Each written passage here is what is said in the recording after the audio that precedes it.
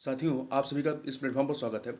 यहाँ पर हम लोग आगामी यूपी पीसीएस 2023 के लिए और जो अन्य आगे की परीक्षा होनी है उनके लिए जो आर्थिक प्रदेश से संबंधित महत्वपूर्ण घटनाक्रम है उनको यहाँ पर देखेंगे। और इसके तहत हम लोग परीक्षा वाणी पब्लिकेशन के तहत जो है सामान्य अध्ययन विशेषांक आर्थिक प्रदेश नामक जो पुस्तक प्रकाशित की गई है, जिसमें आर्थिकी घटनाक्रम से संबंधित सभी महत्वपूर्ण चीज़ों को संकलित किया गया है, उसको यहाँ पर देख रहे हैं। और इसी पुस्तक में लास्ट में वस्तुनिष्ठ वार्षिक आर्थिक समसामयिकी नाम से प्रैक्टिस सेट दिया गया है। इन करंट अफेयर के प्रश्नों को हम लोग इस वीडियो के तहत देखेंगे। तो चलिए प्रारंभ करते हैं।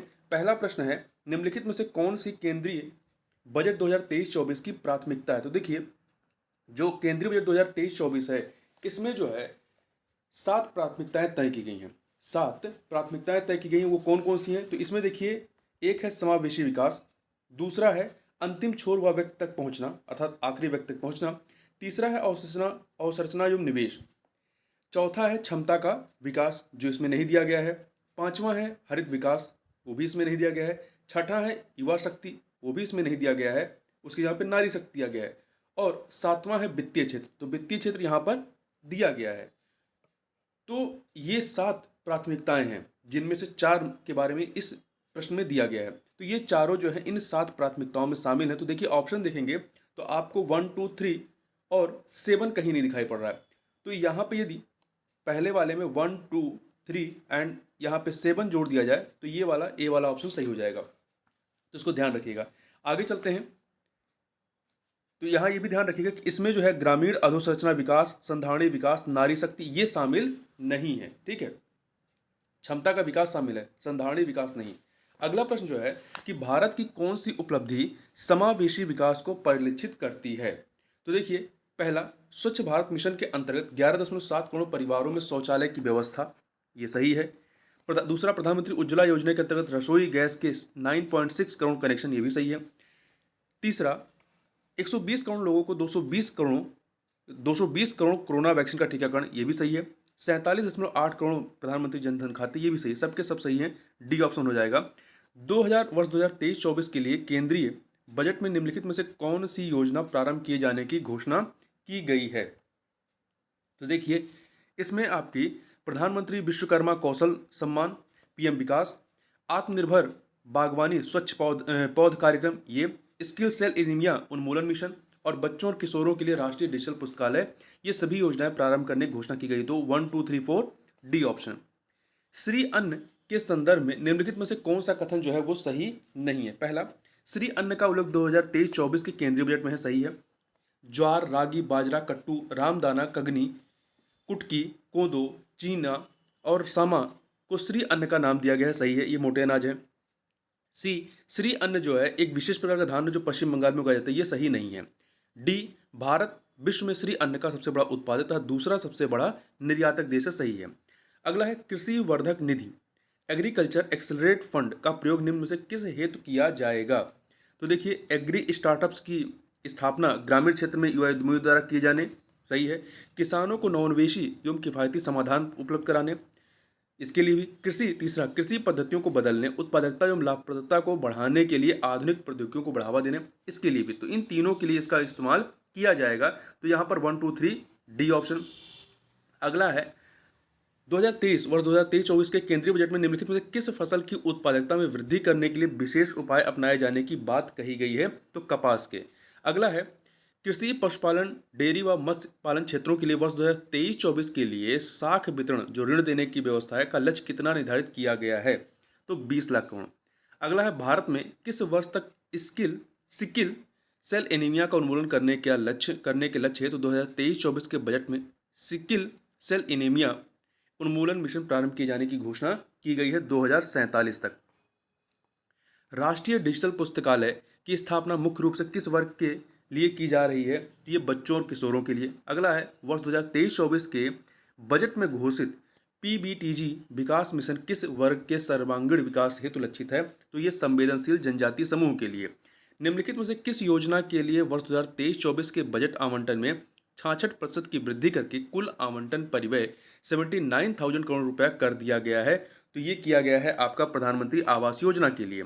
मनरेगा का बजट घटाया गया है। भारत साझा पुरालेख निधान भारतश्री का उद्देश्य क्या है? तो प्राचीन पुरालेखों का डिजिटलीकरण करना। अगला है वर्ष 2023-24 के संघीय बजट में जेलों में बंद कतिपय संवर्ग के कैदियों को वित्तीय सहायता प्रदान किए जाने का उल्लेख है। यह सहायता किस वर्ग के कैदियों को मिलेगी? तो इसमें डी ऑप्शन पढ़िए। ऐसे निर्धन कैदियों को जो अदालत द्वारा आरोपित जुर्माना या जमानत राशि की व्यवस्था करने में असमर्थ हैं।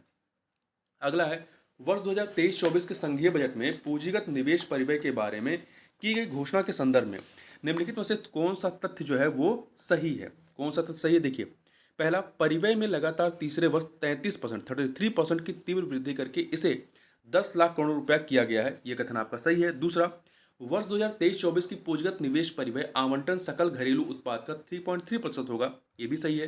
तीसरा, वर्ष 2023-24 का परिव्यय 2019-20 के परिव्यय से लगभग 3 गुना अधिक है। ये भी सही है। तो तीन के तीनों सही है। तो यहाँ पे 1, 2, 3 डी ऑप्शन। अगला है निम्नलिखित कथनों पर विचार कीजिए।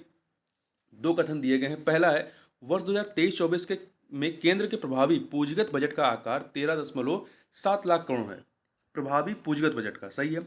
दूसरा, वर्ष 2023-24 में केंद्र का प्रभावी पूंजीगत बजट जो है सकल घरेलू उत्पाद जीडीपी का 4.5% होगा। ये भी सही। दो के दोनों कथन यहाँ पर सही, सी ऑप्शन। वर्ष 2023-24 रेलवे के लिए पूंजीगत परिव्यय कितना है? तो ये आपका 2.4 लाख करोड़ रुपए है। अगला है शहरी अवसंरचना विकास निधि के संदर्भ में निम्नलिखित कथनों पर विचार कीजिए। तीन कथन यहाँ दिए गए हैं। पहला, ग्रामीण अवसंरचना विकास निधि की तर्ज पर प्राथमिकता प्राप्त क्षेत्र उधारी न्यूनता के उपयोग के माध्यम से शहरी अवसंरचना विकास निधि यूआईडीएफ की स्थापना की जाएगी। ये सही है। यूआईडीएफ अर्थात शहरी अवसंरचना विकास निधि का प्रबंधन राष्ट्रीय आवास बैंक द्वारा किया जाएगा। ये भी सही है। और यूआईडीएफ शहरी अवसंरचना विकास निधि का उपयोग टीयर 2 और टीयर 3 शहरों, ध्यान रखिएगा टीयर 1 शहरों की बात नहीं की, टीयर 2 और टीयर 3 शहरों में शहरी अवसंरचना के सृजन हेतु सार्वजनिक एजेंसियों द्वारा किया जाएगा। तीन के तीनों कथन सही है, डी ऑप्शन। अगला है भारत सरकार द्वारा कारोबारी सुगमता को बढ़ावा देने के लिए निम्नलिखित में से कौन सा निर्णय लिया गया है? तो तीन निर्णय की बात कीजिए। पहला, 39,000 से अधिक अनुपालनों को कम करना, सही है। 3,400 से अधिक विधिक उपबंधों को अपराध की श्रेणी से हटाया जाना, ये भी सही है। तीसरा, जन विश्वास विधेयक संसद में पेश करना, ये भी सही। तीन के तीनों कथन यहाँ पर सही है। तो ए ऑप्शन हो जाएगा। अगला है आयकर की नई प्रणाली में वेतन भोगी एवं पेंशन प्राप्तकर्ता आयकरदाताओं के लिए निम्नलिखित में से कौन सा सुधार किया गया है? तो देखिए, पहला, वेतन भोगियों को 50,000 की मानक कटौती अनुमन्य किया जाना, ये सही है। दूसरा, पारिवारिक पेंशन प्राप्त करने वालों को 15,000 की मानक कटौती अनुमन्य किया जाना, ये भी सही है। तीसरा, 7 लाख तक की आय कर मुक्त होगी, ये भी सही। तीन के तीनों सही हैं। तो डी ऑप्शन। क्वेश्चन नंबर 20 देखते हैं। क्वेश्चन नंबर 20 है कि व्यक्तिगत आयकर पर अधिभार, जो अधिभार होता है, जो सेस या सरचार्ज लगता है, के संदर्भ में वर्ष 2023-24 के बजट में घोषित निम्नलिखित प्रावधानों पर विचार कीजिए। तीन प्रावधान बताए गए हैं। पहला, 2 करोड़ से अधिक आय के लिए उच्चतम अधिभार जो सेस है वो 25% होगा, सही है। दूसरा, आयकर की प्रभावी अधिकतम दर लगभग 42.7% से कम होकर के लगभग 39% रह जाएगी, ये भी सही है। तीसरा, पुरानी आयकर व्यवस्था का विकल्प चयन करने वालों पर अधिभार में अर्थात सेस में किसी प्रकार का परिवर्तन नहीं किया गया है, ये सही है। तीन के तीनों कथन यहाँ पर सही है, डी ऑप्शन। अगला है निम्नलिखित में से किस योजना ने भारत में खाद्य सुरक्षा सुनिश्चित करने में मदद की है? तो प्रधानमंत्री किसान सम्मान निधि और प्रधानमंत्री गरीब कल्याण अन्न योजना, दोनों ने, तो सी ऑप्शन। अगला है वैश्विक स्तर पर आर्थिक विकास की धीमी गति के लिए निम्नलिखित में से किस कारक को उत्तरदायी माना जा रहा है? पहला, कोविड-19 महामारी को, सही है। रूस यूक्रेन संघर्ष के चलते वस्तुओं की कीमतों में उछाल को, ये भी सही है। तीसरा, राष्ट्रों द्वारा मुद्रास्फीति पर लगाम लगाने के लिए की गई मौद्रिक शक्ति को, तो ये तीन के तीनों कथन सही है। तो डी ऑप्शन। अगला है वर्ष 2021-22 में निम्नलिखित में से किसकी कीमतों में वृद्धि के परिणाम स्वरूप वैश्विक स्तर पर मुद्रास्फीति पर दबाव बढ़ा है? तो प्राकृतिक गैस, रासायनिक उर्वरक, गेहूं और कच्चा पेट्रोलियम तेल के कीमतों में वृद्धि की वजह से, तो डी ऑप्शन। अगला है निम्नलिखित कथनों पर विचार कीजिए। दो कथन दिए गए हैं। पहला है आपका कि वर्ष 2022 में मौद्रिक शक्ति के साथ भारतीय रुपये सहित कई मुद्राओं के मुकाबले अमेरिकी डॉलर के मूल्य में वृद्धि हुई है, सही है। और दूसरा, वर्ष 2022 में भारतीय रुपया दुनिया भर में सबसे अच्छा प्रदर्शन करने वाले मुद्राओं में से एक रहा है, ये भी सही है। दो के दोनों कथन यहाँ पर सही है, तो सी ऑप्शन। अगला है आर्थिक समीक्षा 2022-23 में निम्नलिखित में से किसे अनिवार्य रूप से यूरोप में भू राजनीतिक विवाद का परिणाम माना गया है? तो किसे माना गया है? भारतीय रिजर्व बैंक द्वारा की गई मौद्रिक शक्ति को, सही है। चालू खाते के घाटा में वृद्धि होने को, भारत के निर्यातों की स्थिर वृद्धि को, इन तीनों के लिए जो है यूरोप का जो भू राजनीतिक विवाद चल रहा है उसी का ये परिणाम है। तो यहाँ पर ए ऑप्शन आपका सही हो जाएगा। आगे चलते हैं, क्वेश्चन नंबर 26 देखते हैं। वर्ष 2022 में भारत में लोगों को बाजार का फिर से अनुभव कराने के लिए सार्वजनिक स्थलों पर लाने में निम्नलिखित में से किस कारक की भूमिका सर्वाधिक महत्वपूर्ण रही है? तो कोविड-19 टीकाकरण के लगभग सार्वजनिक कवरेज का। अगला है कथन कारण का प्रश्न है। कथन दिया गया है, अभिकथन है कि वित्तीय वर्ष 2020-21 में सरकार ने आपातकालीन क्रेडिट लाइन गारंटी योजना प्रारंभ की। सही है। कारण, यह योजना सूक्ष्म सूक्ष्म लघु और मध्यम उद्यमों को वित्तीय संकट से बचाने में सफल रही है। ये भी सही है, परंतु कारण नहीं है। सही तो दोनों कथन है, परंतु कारण सही नहीं है, व्याख्या नहीं कर रहा है। तो बी ऑप्शन। आर्थिक समीक्षा 2022-23 के अनुसार निम्नलिखित में से कौन सा घटक मध्यम अवधि में भारत के आर्थिक विकास का महत्वपूर्ण चालक होगा? तो देखिए, उच्च वित्तीय समावेशन, अर्थव्यवस्था में डिजिटलीकरण सुधार, अधिक औपचारिकताएं और परिणामी दक्षता लाभ, ये चारों के चारों होंगे। तो डी ऑप्शन अगला है, किस वित्तीय वर्ष के बजट में सरकारी व्यय के योजनागत व्यय और गैर योजनागत व्यय वर्गीकरण को बंद कर दिया गया? 2017-18 के बजट में। 2017-18 के बजट में। अगला है, निम्नलिखित तथ्यों पर विचार कीजिए। दो कथन दिए गए, बताना है कौन सा सही है। पहला है, भारत के अनुसूचित वाणिज्यिक बैंकों का सकल गैर निष्पादित आस्ती अर्थात एनपीए अनुपात जो है वो मार्च 2020 में 8.2% से घट करके सितंबर 2022 में 7 वर्षों के निचले स्तर 5% पर आ गया। सही है। दूसरा, निवल गैर निष्पादित आस्ती एनएनपी, ठीक है, ऊपर वाला सकल गैर निष्पादित आस्ती मतलब जीएनपी हो जाएगा, एनएनपी सॉरी जीएनपीए, और यहाँ पे एनएनपीए अनुपात जो है कुल आस्तियों के 1.3% के 10 वर्ष के निचले स्तर पर आ गया है। ये भी सही है, दो के दोनों कथन सही है, सी ऑप्शन। अगला है, संयुक्त राष्ट्र बहुआयामी गरीबी सूचकांक के अनुसार 2005 से 2006 और 2019-21 के बीच भारत के कितने लोग गरीबी से बाहर आए हैं? तो लगभग 41 करोड़ लोग। आर्थिक समीक्षा 2022-23 में बिग टेंट शब्द का प्रयोग निम्नलिखित में से किसके लिए किया गया है? सामाजिक अवसंरचना और रोजगार के लिए। महत्वपूर्ण है, याद रखिएगा इसको। अगला है 33 नंबर क्वेश्चन है कि भारत में स्वास्थ्य सुविधाओं के संदर्भ में निम्नलिखित कथनों पर विचार कीजिए। पहला, दो कथन दिए गए। पहला, कुल स्वास्थ्य व्यय में सरकारी स्वास्थ्य व्यय का हिस्सा वित्तीय वर्ष 2014 में 28.6% से बढ़कर के वित्त वर्ष 2019 में 40.6% हो गया। सही है। दूसरा, वित्त वर्ष 2014 में कुल स्वास्थ्य व्यय के 64.2% से वित्त वर्ष 2019 में 48.2% के रूप में आउट ऑफ पॉकेट व्यय में सहवर्ती गिरावट आई है। ये दो के दोनों कथन सही हैं। तो सी ऑप्शन अगला है, संयुक्त राष्ट्र विकास कार्यक्रम द्वारा अक्टूबर 2022 में जारी बहुआयामी निर्धनता रिपोर्ट के संदर्भ में निम्नलिखित में से कौन सा कथन सही है? पहला, भारत की 16.4% जनसंख्या 2020 में ये 228.9 मिलियन लोग थे, बहुआयामी रूप से निर्धन रहे हैं। सही है। इसके अतिरिक्त भारत के 18.7% लोगों 2020 में 260.9 मिलियन को बहुआयामी निर्धनता से आघात योग्य के रूप में वर्गीकृत किया गया। दो के दोनों कथन सही है, सी ऑप्शन। मनरेगा अर्थात महात्मा गांधी राष्ट्रीय ग्रामीण रोजगार गारंटी कार्यक्रम के संदर्भ में निम्नलिखित में से कौन सा कथन जो है वो असत्य है? पहला, मनरेगा के अंतर्गत सीमांत कृषकों की व्यक्तिगत भूमि पर किए गए कार्यों को भी अनुमेय कार्य सूची में शामिल कर लिया गया, उसे मनरेगा के तहत माना जाएगा। सही है। दूसरा, व्यक्तिगत भूमि पर किए गए कार्यों का हिस्सा 2014-15 के कुल पूर्ण कार्यों का 16% था, जो 2021-22 में बढ़कर के 73% हो गया। ये भी सही है। सी, इस वर्ग में आवास का निर्माण भी कराया जा सकता है, नहीं, ये शामिल नहीं है इसमें। डी, इन संपत्तियों का कृषि उत्पादकता तथा प्रति परिवार आय में वृद्धि पर सकारात्मक प्रभाव पड़ा है। ये भी सही है। अगला है, निम्नलिखित में से किस योजना के तहत आय पैदा करने वाली गतिविधियों के लिए आसान शर्तों पर ऋण प्रदान किया जाता है? तो प्रधानमंत्री मुद्रा योजना के तहत। अगला है, जीवन की गुणवत्ता के पारिस्थितिकी तंत्र में सुधार के लिए प्रारंभ की गई बहुआयामी पहलों में शामिल है प्रधानमंत्री ग्राम सड़क योजना, पीएम श्री योजना, प्रधानमंत्री उज्ज्वला योजना, हर घर नल से जल कार्यक्रम और सौभाग्य योजना। ये सभी के सभी इसमें शामिल हैं। तो डी ऑप्शन 1 2 3 4 5। आगे बात करते हैं, दीनदयाल अंत्योदय योजना राष्ट्रीय ग्रामीण आजीविका मिशन के प्रमुख घटक निम्नलिखित में से कौन से हैं? तो यहाँ पे 5 घटक दिए गए हैं। तो देखिए इसमें पहला, निर्धन महिलाओं की सामाजिक गतिशीलता और स्वप्रबंधित तथा वित्तीय रूप से स्थायी सामुदायिक संस्थानों का सुदृढ़ीकरण, ये शामिल है। दूसरा, वित्तीय समावेशन, ये भी शामिल है। तीसरा, सबके लिए स्वास्थ्य सह सबके लिए शिक्षा, ये शामिल नहीं है।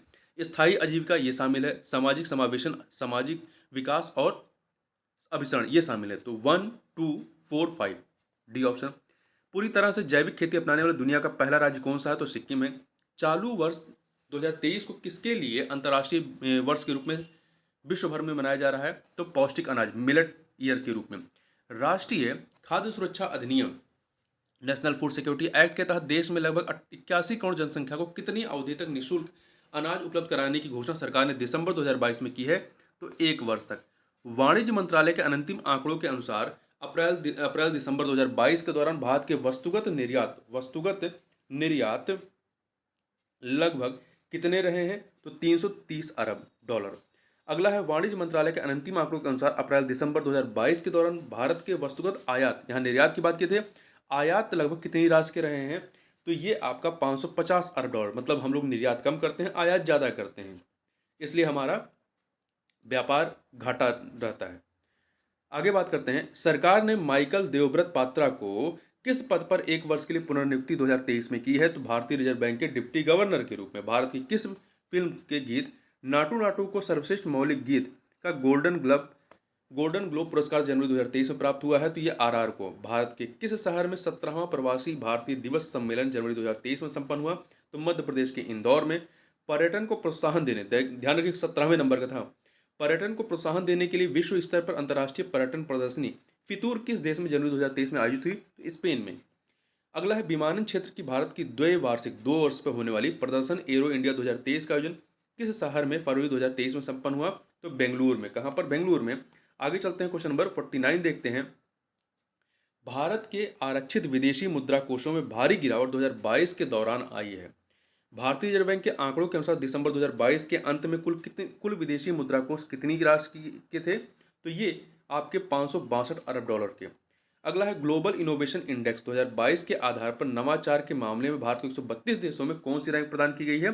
तो 40वीं रैंक प्रदान की गई है। ध्यान रखिएगा, 40वीं रैंक 2022 में। जबकि 2021 में भारत की रैंक कौन सी थी? 46 थी। 2021 में 46, 2022 में 40, मतलब 6 अंकों का सुधार हुआ है। अगला है ट्रांसपेरेंसी इंटरनेशनल के भ्रष्टाचार सूचकांक 2022 के आधार पर भारत को कौन सी रैंक 180 देशों में जनवरी 2023 में प्रदान की गई है? ट्रांसपेरेंसी इंटरनेशनल के भ्रष्टाचार बोध सूचकांक में, ठीक है, सीपीआई 2022 में। तो इसको भारत को जो है 85वीं 50वीं रैंक मिली। 2021 में भी 50वीं ही रैंक थी, ठीक है। तो सेम रैंक है 2021 में, 2022 में। 2020 में 86वीं थी, 86 थी। अगला है ग्लोबल इकोनॉमिक प्रॉस्पेक्ट निम्नलिखित में से किस संस्था का नियमित प्रकाशन है? तो विश्व बैंक का। निम्नलिखित में से किस उद्योग समूह के शेयरों में भारी गिरावट के कारण निवेशकों को भारी नुकसान का सामना जनवरी 2023 में करना पड़ा? अडानी के शेयरों में। राष्ट्रीय सांख्यिकी कार्यालय एनएसओ के जनवरी 2023 में जारी किए गए पहले अग्रिम अनुमानों में 2022-23 में भारत के जीडीपी में वृद्धि कितने प्रतिशत अनुमानित की गई है? तो ये 7% अनुमानित की गई है। राष्ट्रीय सांख्यिकी कार्यालय एनएसओ के पहले अग्रिम अनुमानों में 2022-23 में देश में प्रचलित मूल्यों पर प्रति व्यक्ति आय कितनी आकलित की गई है? 1,70,620 रुपए। अगला है, तो ध्यान रखिए ये प्रचलित मूल्यों पर, चालू मूल्यों पर है ये। 56 नंबर क्वेश्चन 56। राष्ट्रीय सांख्यिकी कार्यालय एनएसओ के जनवरी 2023 की रिपोर्ट के अनुसार 2022-23 के दौरान भारतीय अर्थव्यवस्था के किस उपक्षेत्र में मूल्य संवर्धन में सर्वाधिक वृद्धि दर्ज की गई है? तो ये दर्ज की गई है व्यापार, होटल, परिवहन, संचार एवं प्रसारण में, सेवा सेक्टर में। अगला है भारत में स्थिर मूल्यों पर राष्ट्रीय आय की माप के लिए वर्तमान में किस वर्ष को आधार वर्ष लिया गया है? राष्ट्रीय आय की माप के लिए 2011-12 को। मनोहर इंटरनेशनल एयरपोर्ट कहाँ स्थापित किया गया है? गोवा में। भारत में पूंजी बाजार पर निगरानी करने वाली संस्था कौन सी है? तो ये है सेबी। आप कमेंट बॉक्स में सेबी का फॉर्म बता सकते हैं। क्वेश्चन नंबर 60 देखते हैं। निम्नलिखित में से किस देश में प्रवासी भारतीयों की संख्या सर्वाधिक है? तो अमेरिका में। निम्नलिखित में से कौन सा एक राष्ट्रीय स्टॉक एक्सचेंज एनएससी का शेयर सूचकांक है? तो यह है निफ्टी, ठीक है, निफ्टी है। अगला है निम्नलिखित में से किसे बैंकों के बैंक के रूप में माना जाता है? आरबीआई को। भारतीय रिजर्व बैंक का मुख्यालय कहाँ है? मुंबई में। आर्थिक विकास कब समावेशी होती है? जब यह रोजगार सृजित करती है। भारतीय कृषि एवं ग्रामीण ऋणों के लिए सर्वोच्च बैंक या वित्तीय संस्थान कौन है? नाबार्ड है। रेपो दर में विगत महीनों में लगातार वृद्धि से बैंकों ने अपने ऋण व जमाओं पर ब्याज दरों में वृद्धि की है। सरकार ने अपनी लघु बचत योजनाओं पर भी ब्याज वृद्धि 1 जनवरी 2023 से की है। राष्ट्रीय बचत पत्रों एनएससी पर सालाना ब्याज दर कितनी की गई है? तो ये 7% की गई है। डाकघर बचत खातों पर ब्याज दर अब कितने प्रतिशत है? ये 4% है। पब्लिक प्राइवेट फंड पीपीएफ पर ब्याज दर में कोई परिवर्तन 1 जनवरी 2023 से नहीं किया गया है। यह दर कितने प्रतिशत पर बरकरार है? तो 7.1 पर। सार्वजनिक क्षेत्र की महारत कंपनी ओएनजीसी के चेयरमैन पद पर किसकी नियुक्ति दिसंबर 2022 में की गई है? ओएनजीसी के पद पर अरुण कुमार सिंह की। अगला है नेगोशिएबल इंस्ट्रूमेंट एक्ट निम्नलिखित में से किससे संबंधित है? तो ये बैंकिंग सेक्टर संबंधित है। चालू वर्ष 2023 को निम्नलिखित में से किस रूप में मनाया जा रहा है? तो इसको मोटे अनाजों के लिए अंतर्राष्ट्रीय वर्ष के रूप में। प्रधानमंत्री गरीब कल्याण अन्न योजना दिसंबर 2022 में समाप्त हुई। इस योजना के तहत लगभग कितने लोगों को प्रतिमाह 5 किलोग्राम गेहूं या चावल मुफ्त उपलब्ध कराया जा रहा था? 81 करोड़ 81 करोड़। नए वर्ष में गेहूं की सरकारी खरीद अप्रैल माह में प्रारंभ होगी। इसके लिए न्यूनतम समर्थन मूल्य कितने रुपए प्रति क्विंटल इस वर्ष 2023 में निर्धारित है? तो ध्यान रखिएगा, महत्वपूर्ण है, 2125 रुपए। 2125 रुपए जो गेहूं की एमएसपी है। आगे बात करते हैं, क्वेश्चन नंबर 74 देखते हैं। निम्नलिखित में से किस उद्योग समूह ने एनडीटीवी की लगभग 29% हिस्सेदारी प्रवर्तकों से खरीदी है? अडानी समूह ने। विश्व की सबसे शक्तिशाली 100 महिलाओं की फोर्ब्स की वर्ष 2022 की सूची में शामिल भारत की 6 महिलाओं में श्रीमती शोमा मंडल का भी नाम है। शोमा मंडल भारत की सार्वजनिक क्षेत्र की किस कंपनी की सीएमडी हैं? तो सेल कंपनी की। मिताली एक्सप्रेस रेलगाड़ी भारत व किस अन्य देश के बीच प्रचलित रेलगाड़ी है? तो ये है भारत और बांग्लादेश के मध्य में। अगला है पद का दुरुपयोग कर बैंक के साथ धोखाधड़ी के मामले में श्रीमती चंदा कोचर को सीबीआई ने दिसंबर 2022 में गिरफ्तार किया। श्रीमती चंदा कोचर निम्नलिखित में से किस बैंक की प्रबंध निदेशक रही है? आईसीआईसीआई बैंक की। सरकार द्वारा संचालित मनरेगा योजना का संबंध निम्नलिखित में से किससे है? तो ग्रामीण रोजगार से। उद्योग व्यापार जगत के अग्रणी संगठन फिक्की के अध्यक्ष पद पर किसने कार्यभार दिसंबर 2022 में संभाला है? शुभ्रकांत पांडा ने। निम्नलिखित में से कौन सा उद्योग व्यापार जगत के उद्यमियों का संगठन नहीं है? ट्राई। तो ट्राई देखिए क्या है, ये आपका इसका फुल फॉर्म है telecom regulatory authority of India, मतलब ये टेलीकॉम संबंधित है। जबकि पीएचडीसीआई क्या है? PhD chamber of commerce industry. और एसोचैम क्या है? Associated chambers of commerce and industry of India, commerce and industry of India. वहीं एआईएमए क्या है? All India management association. Bharat में सार्वजनिक क्षेत्र की कितनी कंपनियों को महारत कंपनी का दर्जा प्राप्त है? तो 12 कंपनियों को। भारतीय वायुसेना के लिए राफेल विमान किस देश से खरीदा गया? फ्रांस से। जैव विविधता संबंधित कॉप 15 सम्मेलन दिसंबर 2022 में किस शहर में संपन्न हुआ? तो कनाडा के मॉन्ट्रियल में।